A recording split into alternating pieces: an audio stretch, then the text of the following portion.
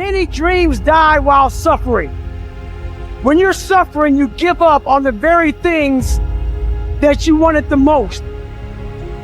So many people out there fail, not because they don't have the ability. It's because they don't have the heart to go through adversity. Now it's the mental game. And that's where people get lost in life, get lost in that next level. So, if you take people, and I've told you this, and you expose them voluntarily to things that they are avoiding and are afraid of, that they know they need to overcome in order to meet their goals, their self-defined goals. If you can teach people to stand up in the face of the things they're afraid of, they get stronger. And you don't know what the upper limits to that are, because you might ask yourself, if for 10 years, if you didn't avoid doing what you knew you needed to do, by your own definitions, right, within the value structure that you've created, to the degree that you've done that, what would you be like? Well, there are remarkable people who come into the world from time to time, and there are people who do find out over decades-long periods what they could be like if they were who they were, if they spoke their being forward, and they get stronger and stronger and stronger, and we don't know the limits to that. We do not know the limits to that. And so you could say, well, in part, perhaps the reason that you're suffering unbearably can be left at your feet, because you're not everything you could be, and you know it. Now, whatever goal you have, you're going to have some opposition, you're going to have some difficulties, you're going to have some challenges, you're going to have your inner conversation telling you can't do it, and you're going to have people thinking at you. You got to talk to yourself when you begin to think negative. I don't think I can do that, Les. You can. Why don't you just test yourself? Why don't you stretch, Les? Come on, man. When you start seeing yourself thinking something negative, stop it right quick. Stop yourself. Catch yourself. When you find yourself getting negative with people that you have allowed to push your buttons, when you find yourself becoming negative about what's happening to you, you've got to affirm to yourself in the process, hey, no. I can make. There's some way this can happen for me. As you start believing that you are worthy of good things supposed to happen to you, you develop a sense of entitlement. Good things supposed to happen to me. Working on yourself, watching that inner dialogue, it will determine the quality of your life. You chase something that you believe you deserve until you get it. And it doesn't matter what happens to you. It doesn't matter how many times you get fired. It doesn't matter how many people don't believe in you. Just go until you get it. Because if you're willing to go through all the battling you got to go through to get to where you want to get, who's got the right to stop you? Nobody. It's your right to listen to your gut. It ain't nobody's right to say no. And to earn the right to be where you want to be and do what you want to do. If you do what is easy, your life will be hard. But if you do what is hard, keep coming back again and again and again. Get up, trust every day, knowing some way, somehow, with a spirit of expectation, I can do this. If you do that over and over and over again, your life will be easy. I think that there is a biological imperative hardwired into the brain that you must do hard things in order to feel good about yourself. And when I think about it from an evolutionary standpoint, and this is why I think rich kids implode, they just never had to do hard things. From an evolutionary perspective, I think it was just so hard to stay alive. Like for millions of years, it really was red in tooth and claw. Like to stay alive, you were kill or be killed, you were hunting, gathering, fighting other tribes. I mean, just crazy.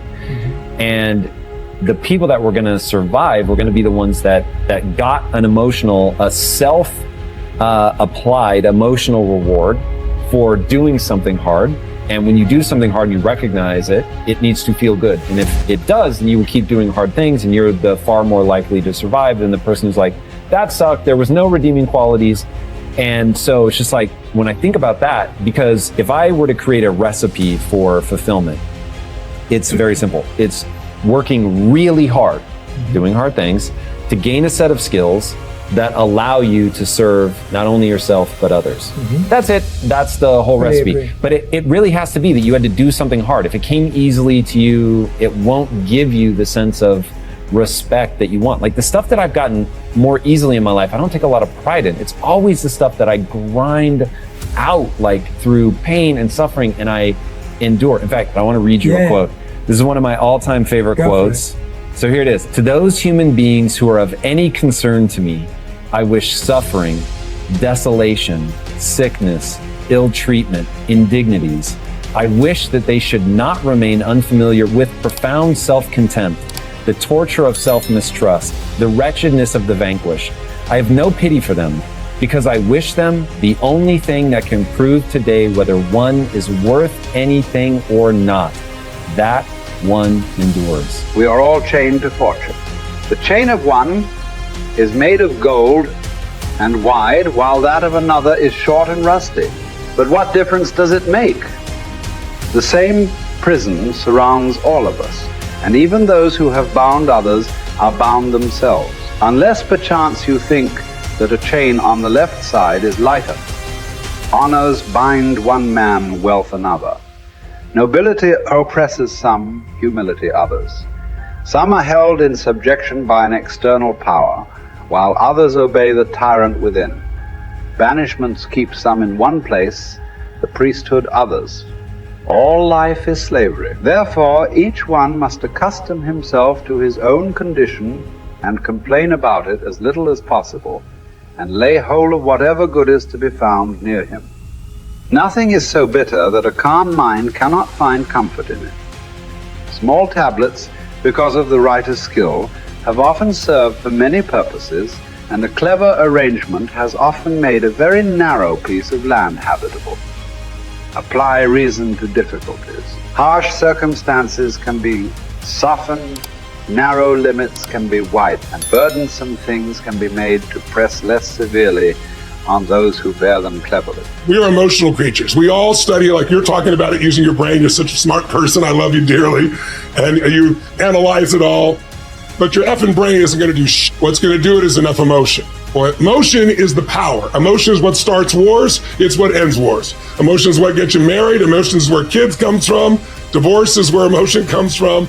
Everything that you can think of a major change in humanity, from the most extreme of war to the most gentle of love, all come from human emotion. So it's the mix of emotion. It's like knowing what you want and having the right fuel to get there. And if the fuel has no combustion, you're just bored, you're not going anywhere. If the fuel is total trauma and I'm overwhelmed, you just blow up and go nowhere. There's that delicate balance. And I've learned over the years how to help people find that balance. I would ask you to consider something. Please. What you just said is absolutely true. I know you really well, and you know how much I respect and love you personally. And what you've accomplished in your life is extraordinary. What you're continuing to accomplish is extraordinary. But there's an emotional inflection that made you use those things in those moments. It wasn't just those understandings. The emotion made you find the answers, brother. And then you have a really smart mind, you found the answers, figure out how to use it.